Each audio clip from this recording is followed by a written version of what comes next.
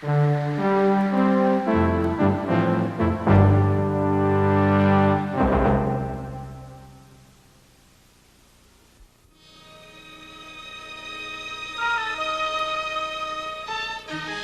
remarkably sensitive and accurate, the human eye is an extremely limited device, a surprisingly narrow window on our world.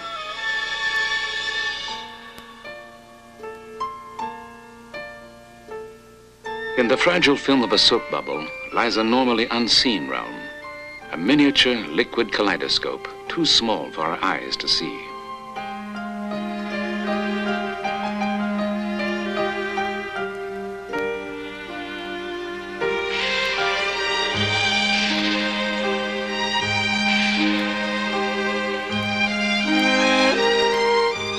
Vivid detail is also hidden within an instant of time. Many events are simply too fast to be seen with the unaided eye.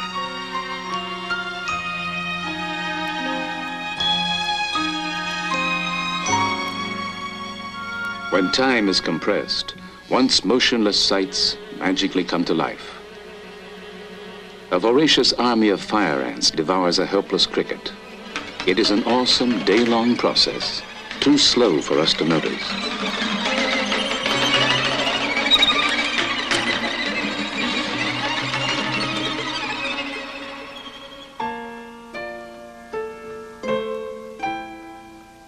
Beyond the spectrum of visible light lie strange and extraordinary sights, images created with forms of energy which elude the naked eye.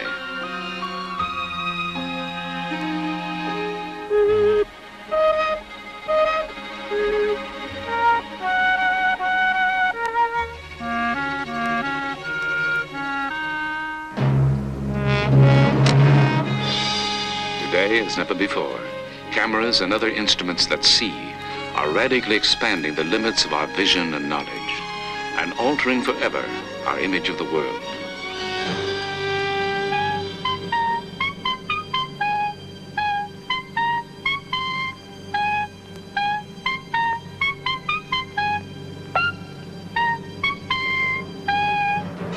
Join us now on a visual journey beyond the limits of the naked eye, on a voyage into the invisible world.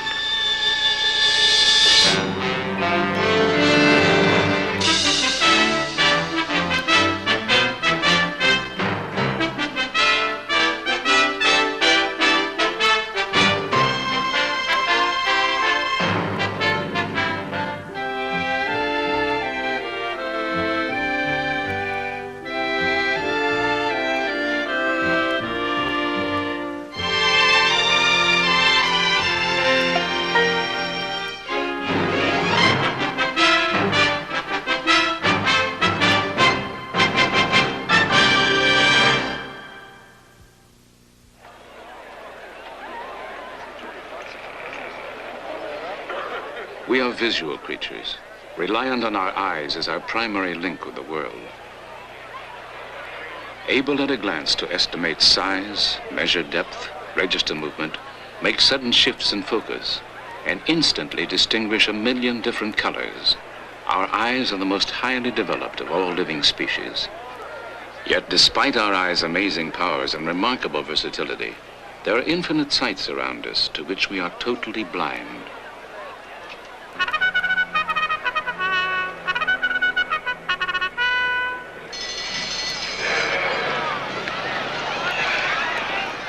If our vision is expanded beyond its normal bounds, a whole new world of experience suddenly unfolds.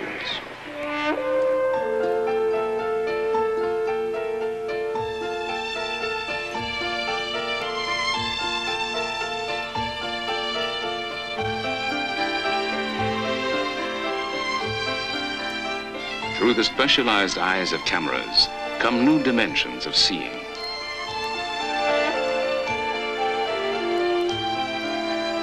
Fleeting movement hidden by time, details shrouded by distance and size, are revealed as vivid images which our eyes alone could never discern.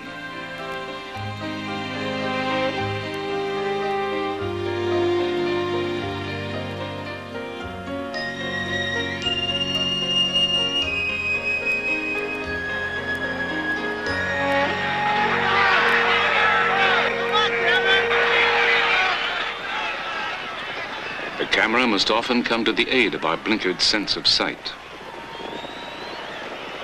What thousands of eyes have witnessed firsthand, we must rely on a camera to actually see.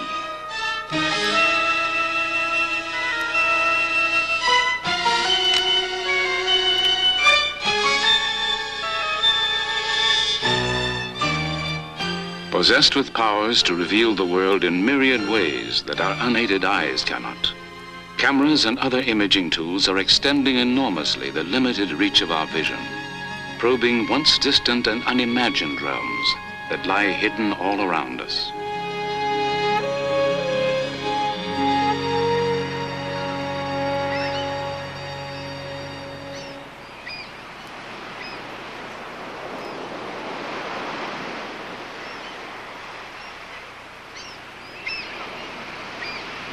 We delight in exploring the world we can see, but even up close, our eyes can barely resolve objects that are 1/300th of an inch in diameter, a fraction the size of a tiny grain of sand. What seems very small in human scale is but the threshold of a microcosm beyond the limits of our eyes. In a tiny drop of water, a bounty of life too small to see.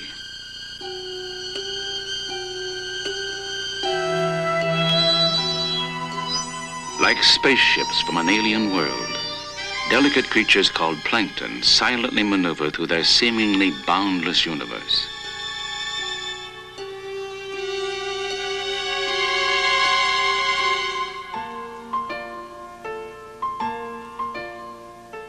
Completely unknown until the invention of the microscope some 400 years ago, the discovery of plankton and other microlife provoked unparalleled wonder. When seen for the first time, it was difficult to believe that living things could be so small, that a single drop of water could contain a miniature world.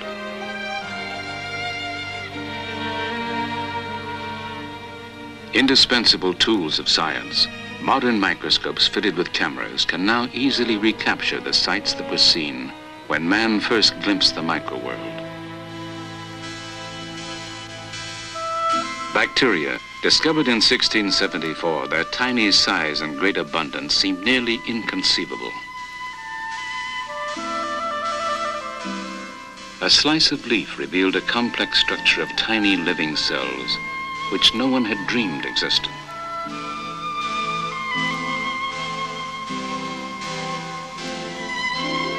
Blood was seen to be composed of millions of free-floating corpuscles. The sight of a cell dividing seemed a miracle of nature, another astounding discovery which would help to lay the foundations of modern biology and medicine.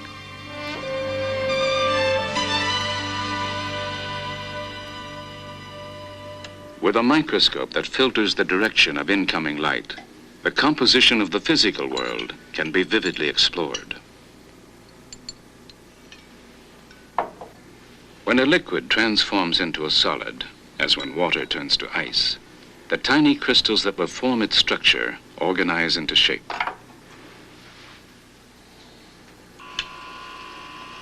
Recorded on film at actual speed, we can witness the otherwise invisible process known as crystallization.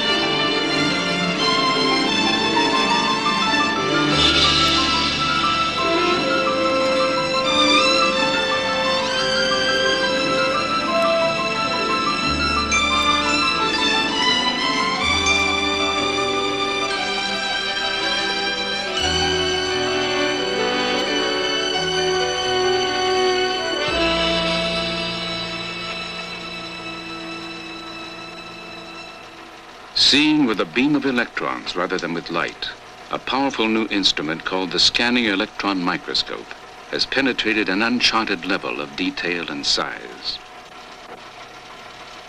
For David Scharf, a researcher and photographer, it is a means to explore a whole new world of inner space.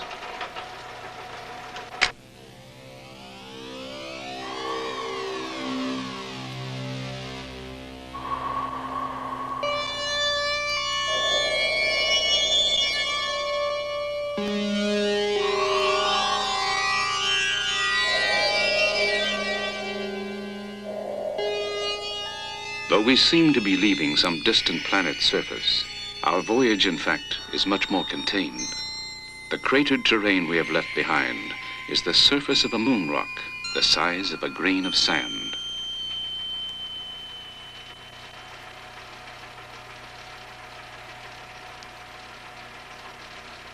The fragile structure of an alyssum flower is barely visible to the eye.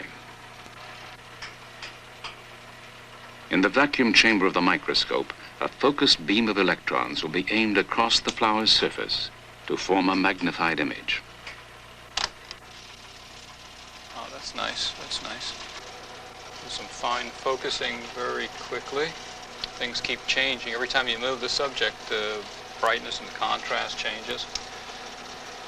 All right, I think that's it. I think we're ready to take a picture. The finest optical microscopes can magnify about 2,000 times. Okay, here we go. Now we're taking a picture. This microscope has a power of 100,000. Zap.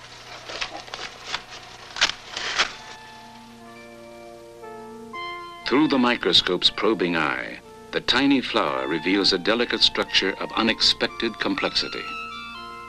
When magnified more than 20,000 times, we can see single grains of pollen.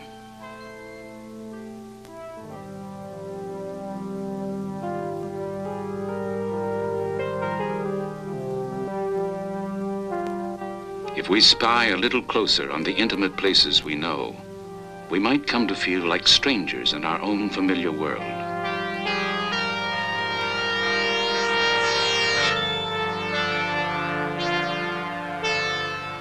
Zigzags of rough-hewn channels gouged into a surface are a magnified view of the narrow grooves in an ordinary phonograph record.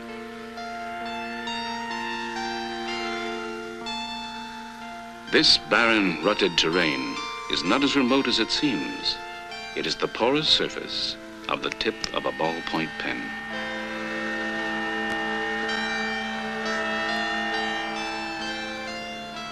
A tangled network of sinuous fibers, when enlarged 4,000 times, hardly resembles what we usually see as a smooth sheet of writing paper.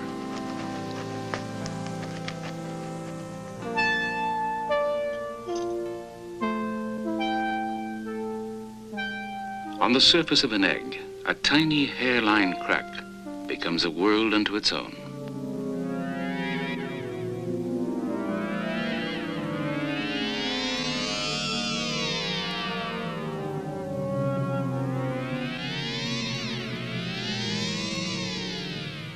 When magnified more than 50,000 times, we see the egg as if it were 2 miles tall. In the sofas and beds of even our best-kept homes, microscopic dust mites quietly live their lives. Like miniature dinosaurs from a long-lost world, their bodies rarely grow large enough for the naked eye to see.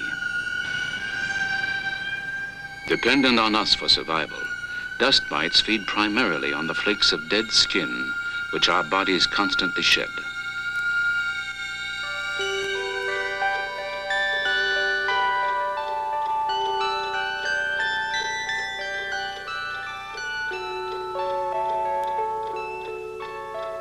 What at first sight appears to be a crude medieval machine is actually a precision instrument nearly all of us depend on.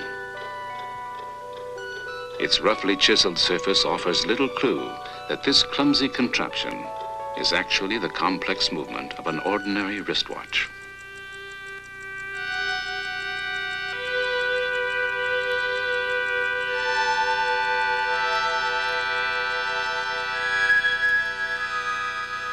Our skin itself hides a miniature world from the normal view of our eyes. When seen at high magnification, an alien landscape appears. Stubbles of hair grow like tree stumps in a terrain whose complex ecology supports a wide variety of life. On almost any strand of hair, tiny fungi can be found. In numerous forms, their population on our hair and skin numbers in the tens of thousands. Our intimate fellow travelers, fungi have lived with us through evolution to establish a permanent niche in the habitat of our skin.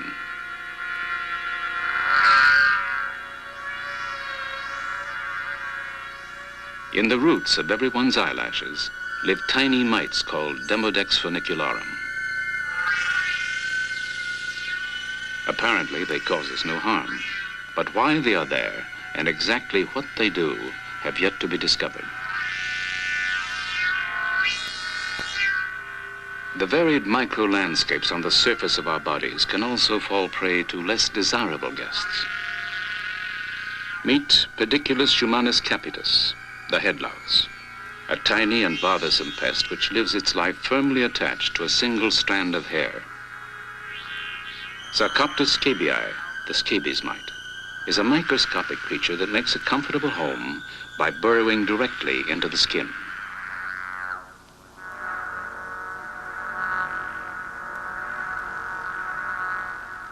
On the warm, moist regions of our skin, there is life in enormous abundance. Bacteria, the simplest form of free-living life, are constantly with us. A single bacterium can multiply to more than 1 million in about 8 hours. And no matter how much we wash, millions remain on our skin.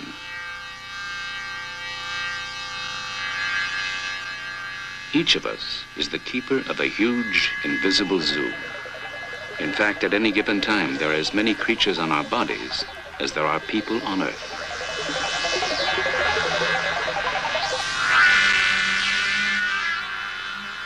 If our numerous companions do not inspire our love, at least we have the consolation of knowing that we are never completely alone.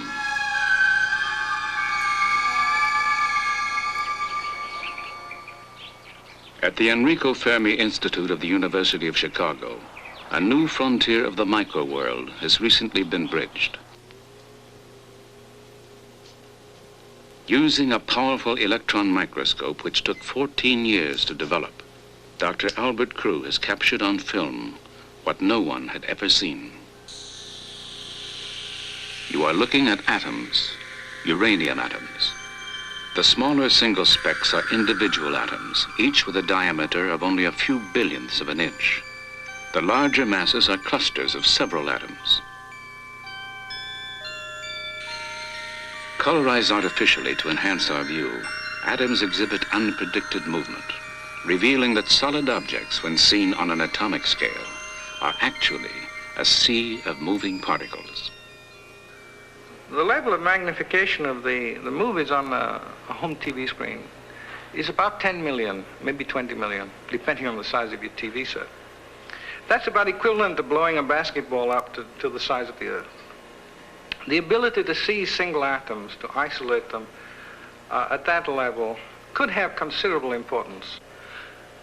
Where it will lead is very difficult to say, except what we have is a new technology, a new way of looking at materials in the world, and every time you have a new way of looking at things, you find out something new.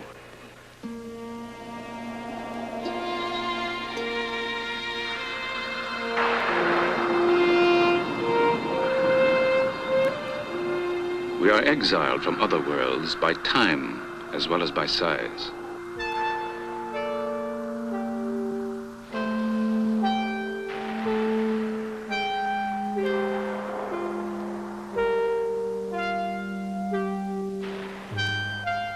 In a world of motion, there is infinite detail too fast for the unaided eye. In the 1870s, an ingenious photographer, Edward Muybridge, invented a way to record movements normally too quick to be seen. A wager about the stride of a running horse brought Muybridge to the stock farm of a wealthy Californian. With a battery of 24 cameras that were activated by threads stretched across a track, Muybridge captured aspects of motion that had never been witnessed before. Muybridge's patron had bet that all four legs of a running horse were sometimes simultaneously off the ground. Stop-action photography proved him to be right.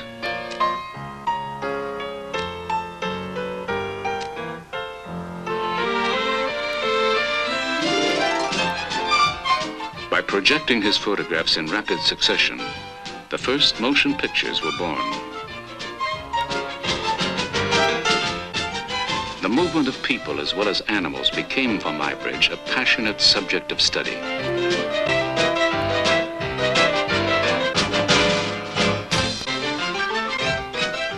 Much more than just a technical curiosity, Muybridge's pioneering work was the first photographic analysis of the dynamics of physical motion.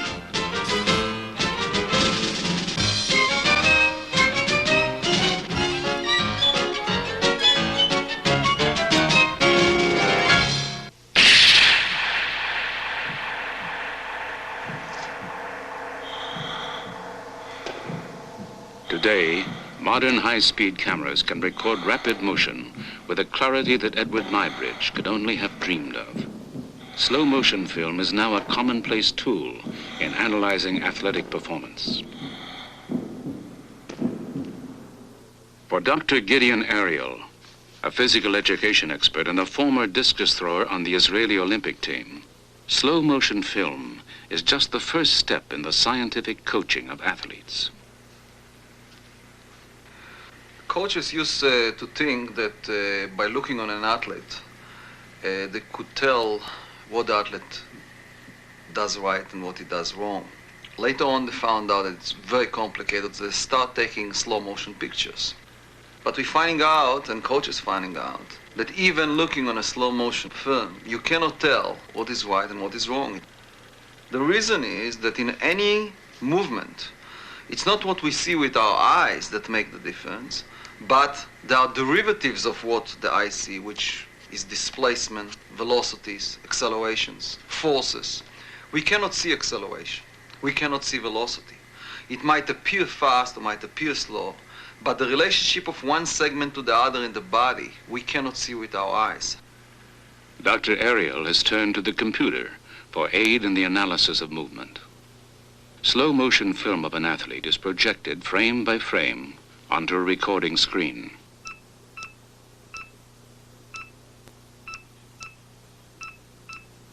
Each touch of a sonic pen transmits into the computer memory the dynamically changing positions of the athlete's joints and limbs.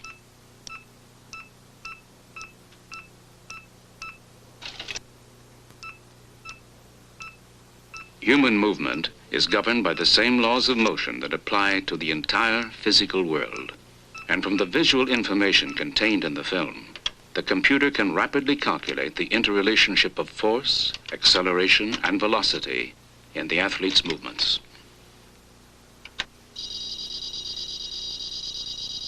Computer-created images combined with a mass of numerical data can pinpoint where athletic technique is hindering performance.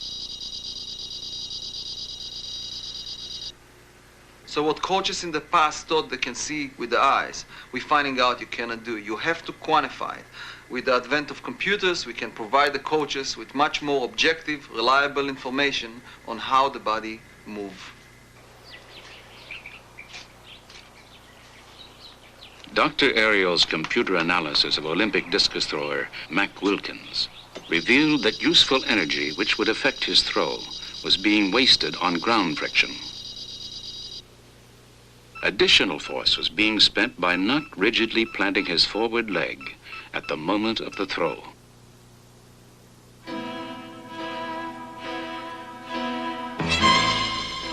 Based on this analysis, Wilkins altered his throwing technique.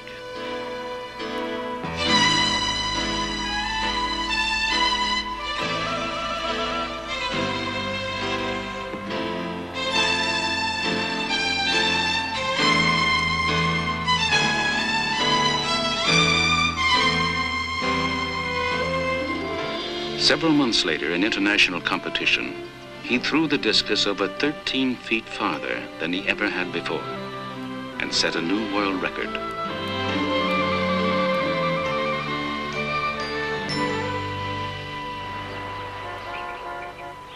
In a remarkable laboratory at the Massachusetts Institute of Technology, time and motion are dramatically dissected.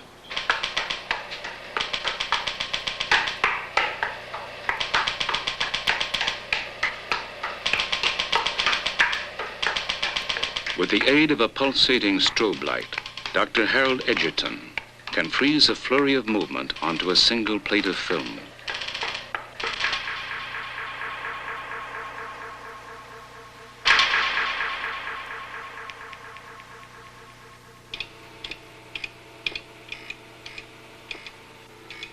Dr. Edgerton developed the strobe light in 1931.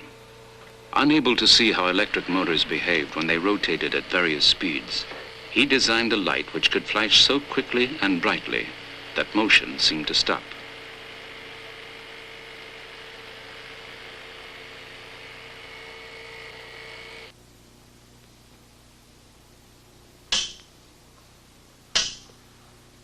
A world expert on high-speed photography, Edgerton delights in demonstrating the amazing power of camera and light.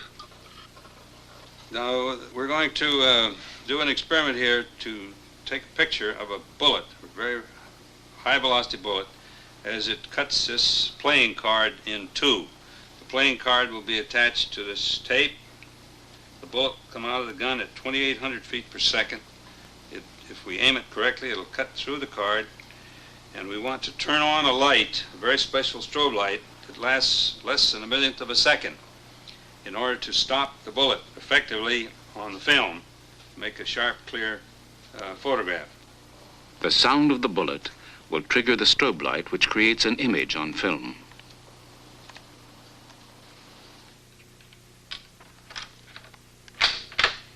The first shot will test Dr. Edgerton's aim. Here we go.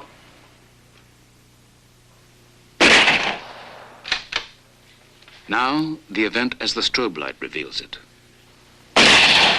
Less than a millionth of a second is permanently frozen in time.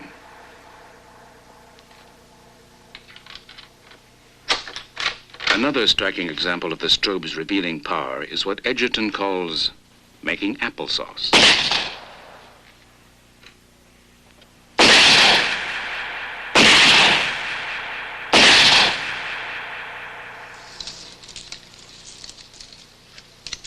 Perhaps the most dramatic of Dr. Edgerton's visual techniques combines the powerful strobe light with a high-speed motion picture camera. Ready to go?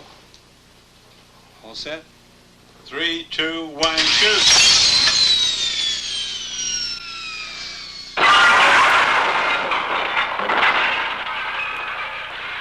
Stretching events thousands of times reveals invisible detail that can be seen and studied in no other way.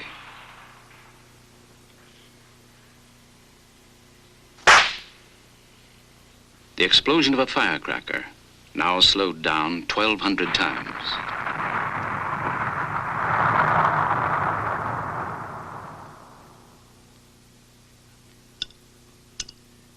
Examine the plop of a milk drop 200 times slower than usual.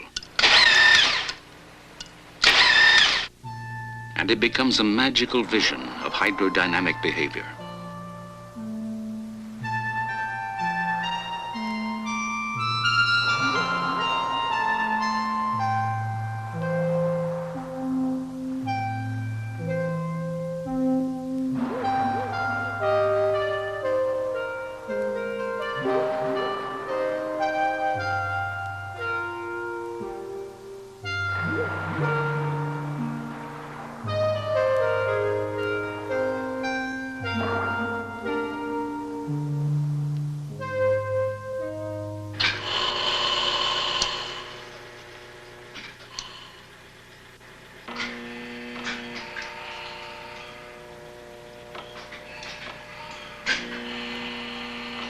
Unbounded by our human sense of time, specialized cameras can also record events much too slow to see. For nature cinematographer Ken Middleham, the technique of time-lapse photography provides a fascinating window on an otherwise hidden realm.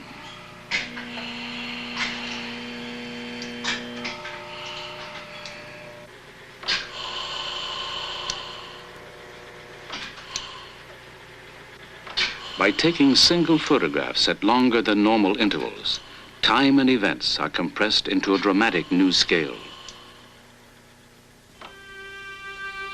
The 2 weeks it takes for an orange to spoil are telescoped into several seconds.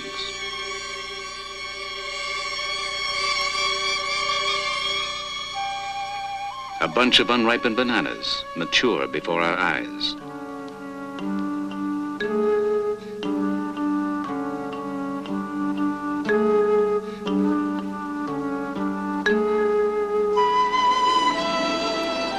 The natural world is alive in ways we cannot see, constantly in the process of incredible transformation. Over a period of days, tiny worms devour the leaf of the tree.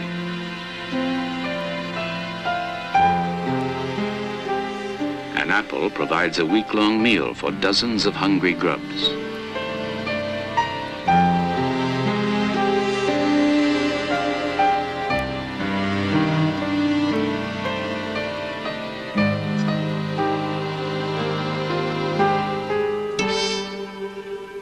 In only 4 days, a dead field mouse is consumed by a mass of maggots.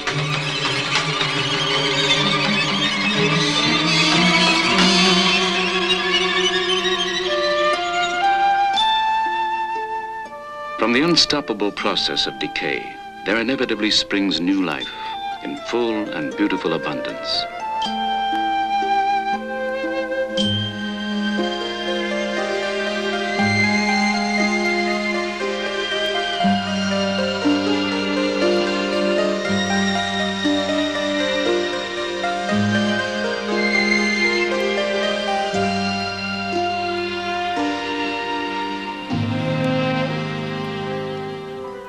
Even the passage of years is not a barrier for the time-lapse camera.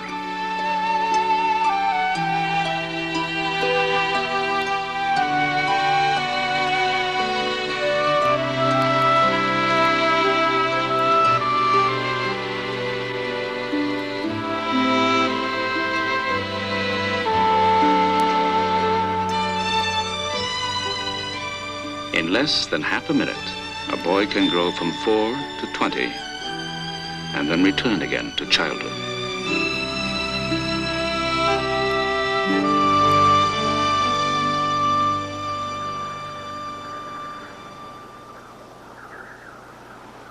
Our eyes perceive the world only in the language of light. Yet light, visible light, is but a narrow slice of energy contained within an infinite spectrum of electromagnetic waves that constantly vibrate all around us.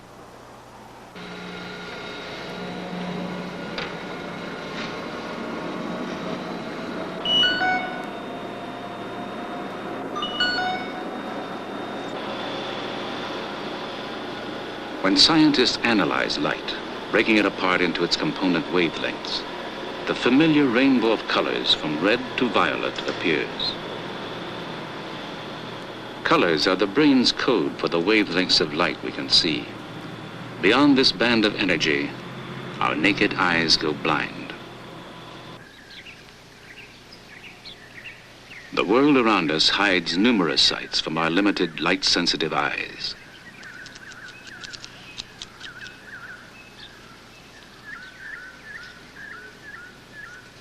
By equipping a camera with a sensitive filter, we can see the world reflected in ultraviolet light, the invisible wavelengths of energy beyond the color violet.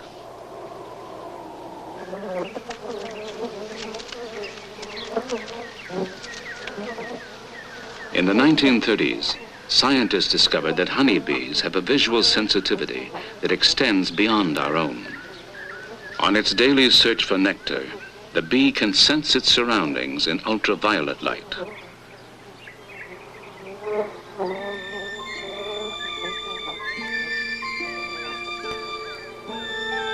Some flowers we see as solidly colored have a very different appearance to the bee. When viewed in ultraviolet light, new shadings and patterns appear.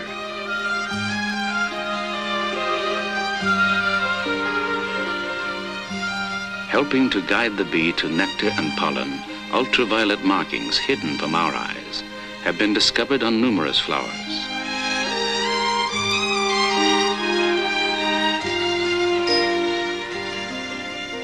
Unseen ultraviolet rays stream abundantly from the sun, but they are only one kind of invisible light that we must rely on cameras to reveal.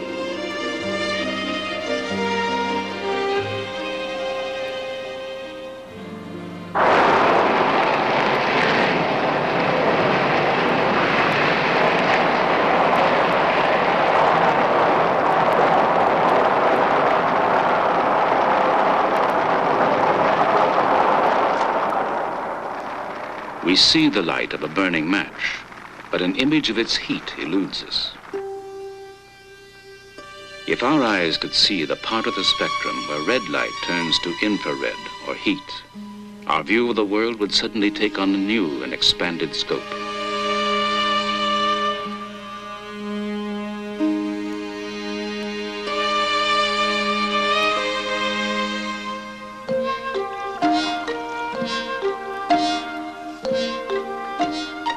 A technique called Schlieren photography allows us to see heat energy that constantly flows all around us.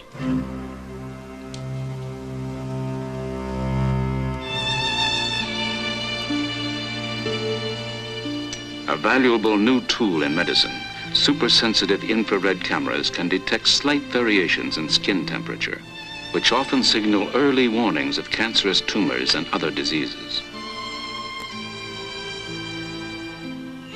Each color represents a 1/2 degree difference in temperature. Red areas are the warmest, blue the coolest. To a doctor's trained eye, the body's varied heat patterns show a wealth of vital diagnostic information once hidden from his view.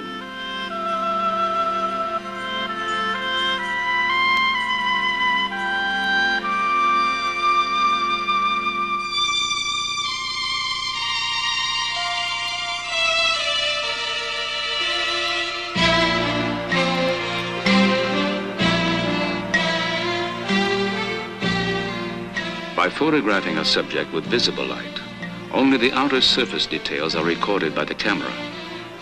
Using another form of energy, invisible to the eye, we can penetrate solid matter and create an image on film.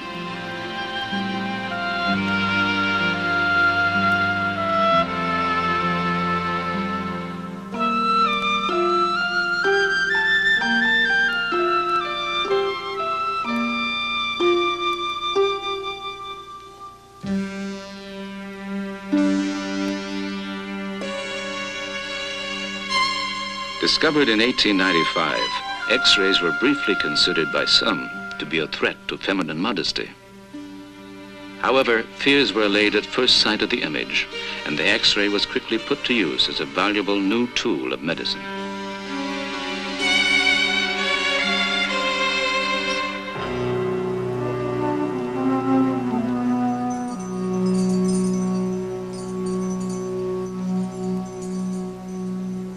Today, the power of the X-ray is expanding our knowledge of the past. When fragile Egyptian mummies are subjected to modern X-ray analysis, scientists gain new insight into their little-known culture and lives.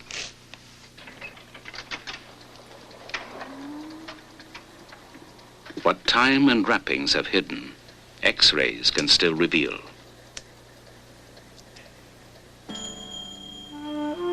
X-rays of Yuya, a royal advisor, show obvious dental disease. Fuya, his wife, suffered painfully from arthritis and a badly curved spine. The infant Pediamen received a less than noble burial.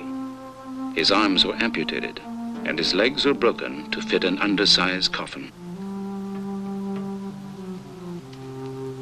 For an unidentified mummy, a less desirable fate. Legs are intact, but the torso is mysteriously missing.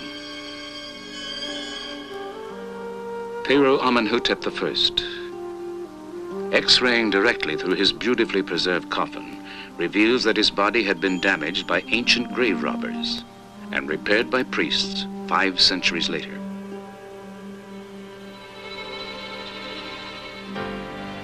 Perhaps no pharaoh is better known than the young king Tutankhamun. Penetrating rays show that his golden mask was constructed in several parts. His beard was added last, attached to the chin by a tapered peg. The body of King Tut itself has undergone careful analysis in hopes of finding evidence as to the cause of the young pharaoh's death. X-rays, however, show a young man in good health. And unless there is evidence still to be discovered, the reason for Tut's early death may remain forever a mystery.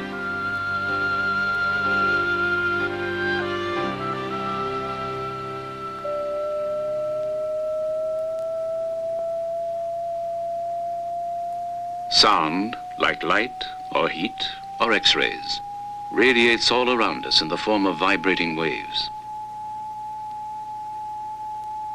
This image of a human hand was made with high-frequency sound. Using this technique, doctors can now see soft internal tissue that was not safely accessible before.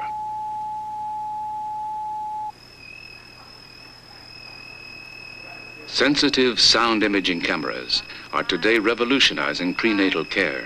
Okay, I'm just going to get one quick look. A tiny developing fetus can be seen and monitored during growth in the womb.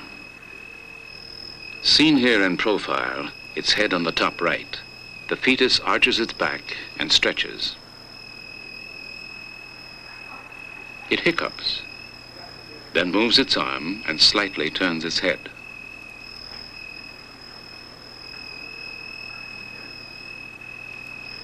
The baby's now sort of turned around and it's looking at us to see what we're doing. I can take a picture of the baby for you. I'll put the freeze frame, which freezes the image for us. Today, a mother's first baby picture is often made with sound before the child is born. Pretty good. See there, baby's head. But everything else looks fine. Baby's moving around a lot.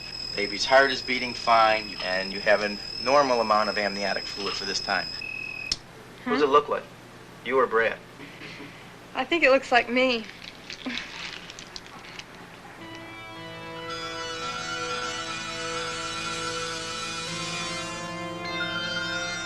A striking means of photography discovered at the turn of the century shows apparent fields of energy emanating from our bodies. It is known as Kirlian or electrophotography, and almost everything filmed with this technique shows an active surrounding aura.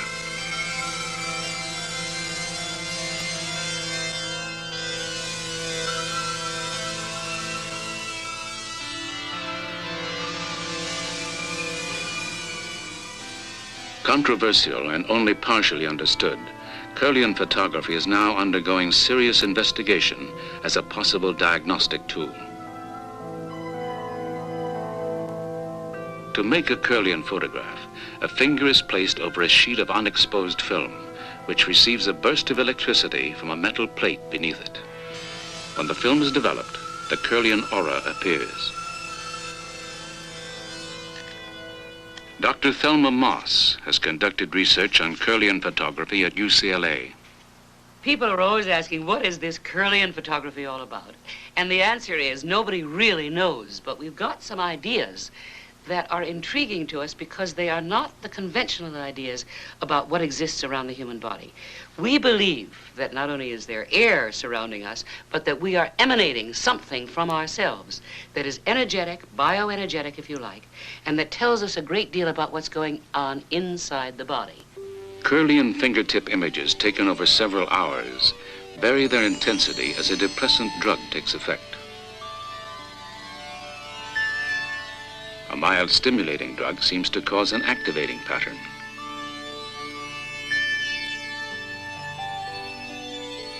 These Kirlian photographs record the sequence of a woman's monthly menstrual cycle.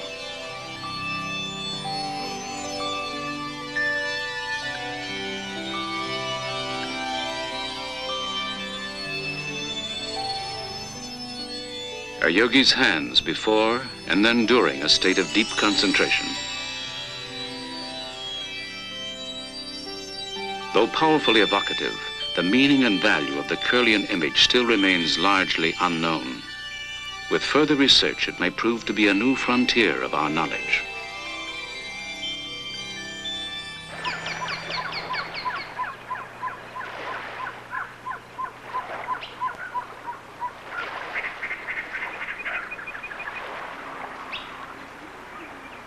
At the Fermi National Accelerator Laboratory near Chicago, we are being brought ever closer to an ultimate frontier.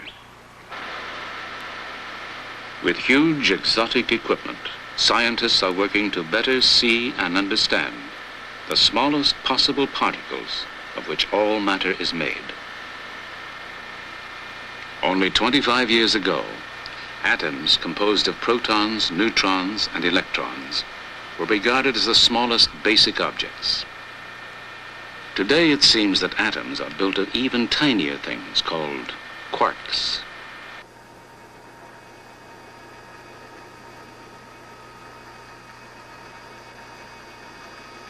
Fermilab is in a sense the world's largest and most powerful microscope, an awesome collection of machinery designed to shatter atoms to pieces and see the objects within. Buried underground, a 4-mile ring of powerful magnets guides a narrow beam of particles, which is rapidly accelerated. When fired at their target, they will act like a powerful hammer to break an atom apart. The process begins with a giant generator and a massive jolt of power.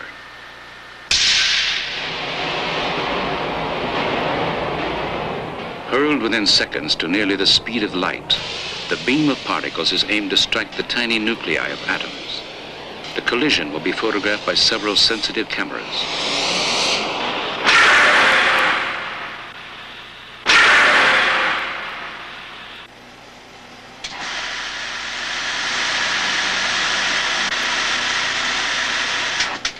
When projected onto an analyzing table, the resulting pictures show the scattered tracks left by hundreds of liberated subatomic particles. Each type of particle has its own distinguishing signature of curving or spinning lines. By carefully recording and studying these trails, we are gradually learning more about the now smallest and most elusive units of matter, the still unseen entities called quarks. Quarks, however, may well be composed of even smaller things. We still do not know where, or if ever, the world of the small will stop.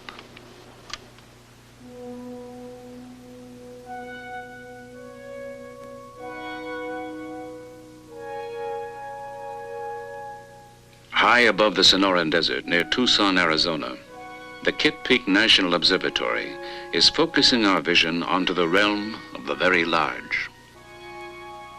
The world's biggest collection of astronomical instruments, Kitt Peak is dominated by the 19-story dome of the powerful Mayall telescope.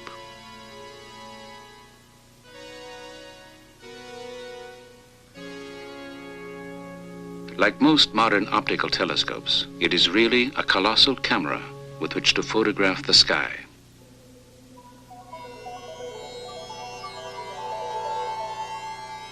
Galaxies. Only 60 years ago, their existence was just a theory. But with the construction of larger and larger telescopes, thousands were seen and photographed. Today, astronomers estimate that the universe contains at least 100 billion galaxies, each with 100 billion stars.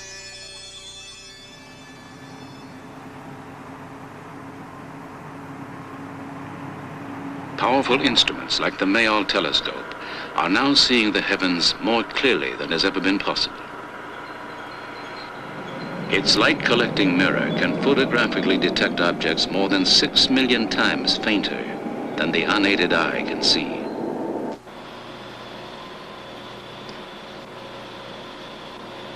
Astronomers today rarely look through a telescope directly.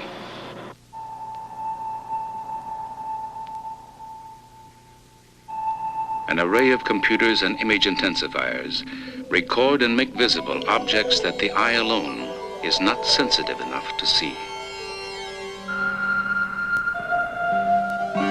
Artificial colorizing shows subtle details that would otherwise be missed. Revealed on the telescope's computer enhancement screen, the world's first image of the surface of a star other than our sun. Known as Betelgeuse, it lies 600 light years from Earth. The computer-colored contrasts on its surface are believed to be huge regions of varying hot and cold. Resolving this image to the telescope was like photographing a grain of sand from several miles away.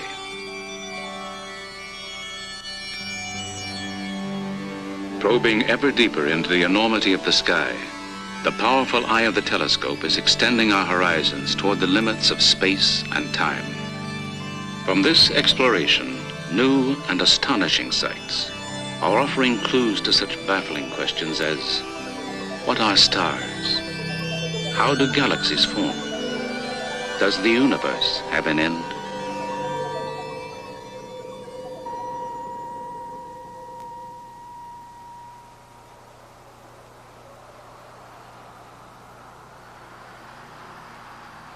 At the Salt Lake City campus of the University of Utah, a frontier of vision that was once as remote as the darkness of outer space has now been dramatically entered. Craig has been totally blind for 15 years.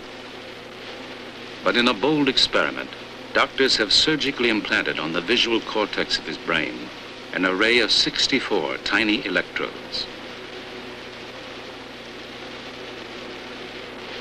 This ingenious feat of medical engineering allows Craig to be literally plugged in to the outside world.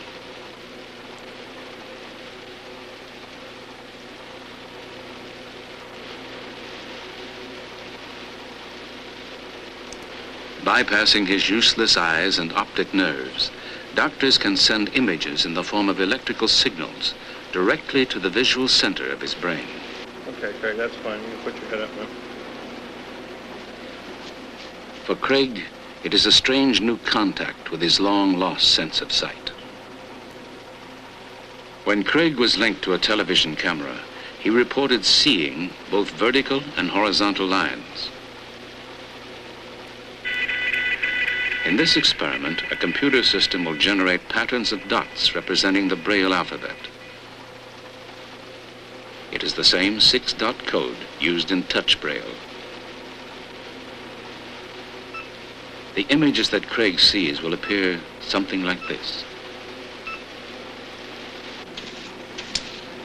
Are you ready, Craig? Yes, I am. Alrighty, fine. Jerry, give Craig a cue when you start. Go. First word. I. Okay. H. A.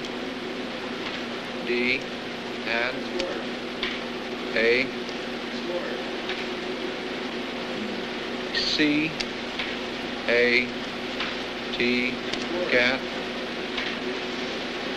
A. N. D. And. Craig has little trouble seeing the letters that will form a sentence, but scientists are working toward even more dramatic goals. I had a cat and ball. Researchers now foresee a day when a miniaturized system, including cameras for the eyes, electronics in the glasses, and electrodes on the brain, will provide artificial vision for the blind.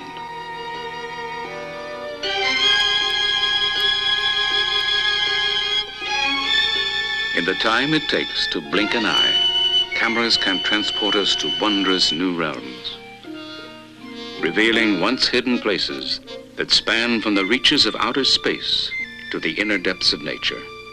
The magic eyes of cameras are dramatically transforming our knowledge and perception.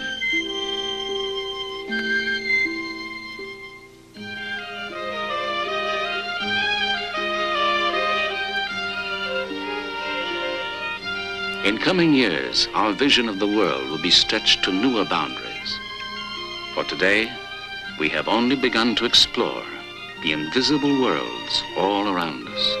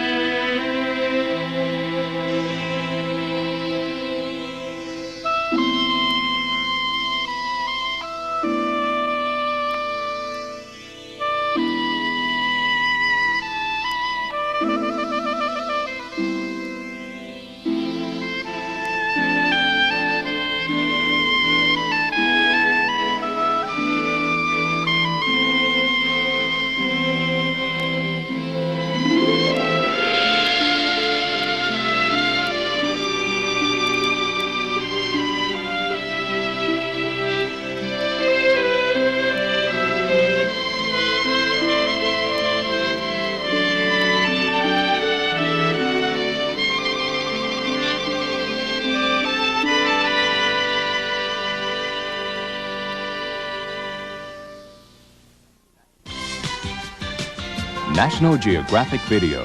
Under